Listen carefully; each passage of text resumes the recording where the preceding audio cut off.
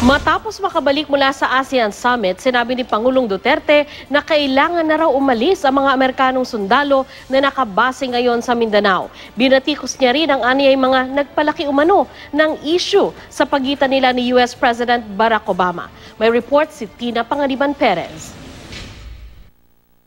Sa talumpati ni Pangulong Duterte matapos panumpain sa tungkulin ng mga bago niyang appointee, sinabi niyang marami pa raw puwersa ang Amerika sa Mindanao at kailangan na raw nilang umalis. Kaya yung mga special forces, they have to go. They have to go in Mindanao. Maraming mga puti doon, they have to go.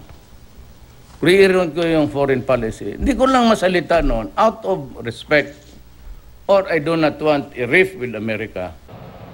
Ayon sa AFP Western Mindanao Command, ang mga Amerikanong sundalo sa Zamboanga ay nagsasagawa ng observation, training at military exercises sa mga sundalong Pinoy. As long as we stay with America, we will never have peace in that time. Might as well give it up.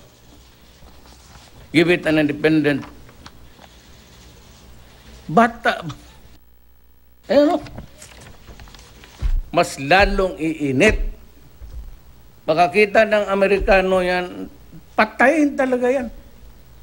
Kukunan ng ransom yan, patayin. Binalikan din ni Duterte ang Budaho Massacre sa Holosulu noong 1906, kung saan maraming Moro ang pinatay ng mga Amerikano. Tangan pa ni Duterte kanina ang litrato na ipinakita niya kina US President Obama at ibang leader sa ASEAN Summit, kung saan kita ang mga Amerikanong sundalo noon na nakapost sa gitna ng mga patay. Di man lang daw nagsusori pa ang Amerika sa naturang massacre, pero nakikialam sa kampanya kontra droga. Hindi ako nag-intriga sa inyo. Ang akin lang kasi, ang Amerika napaka-hipokrito. They know, actually know that I have a serious problem here.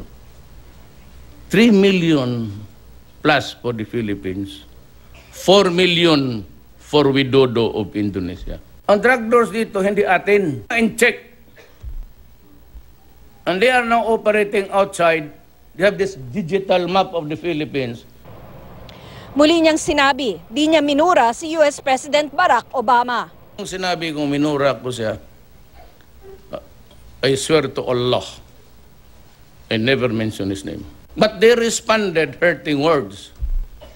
You know, Mr. Obama, when you accuse me of killing, which you do not have also the facts anyway, whether legitimately killed in an encounter with the police, or those simply murdered by the cohorts, wala kang ipinakita. Ang sinisisi niya nagpalaki ng issue, Sumakay itong si Obama, sumakay si Ban Ki-moon. Dito sumakay. Alam mo kung ninong laro ito? Oo, ayaw ko nang sabihin. Yellow yan. They can think that if they can build a case against me, I'll be impeached. In this quest of mine, I am prepared to lose my honor, my life, and the presidency. The budget that we are working on now is the frame budget that was prepared the previous year by the Aquino. Wala namang nakita doon danger about drugs because nobody, until I became president, that the naked truth came out. That we are really a drug country. muling nanindigan si Duterte na hindi niya titigilan ang kampanya kontra droga. I do not promise you perfect peace because this is not heaven, but I commit myself to do everything not to compromise the next generation. Tina Panganiban Perez, GMA News.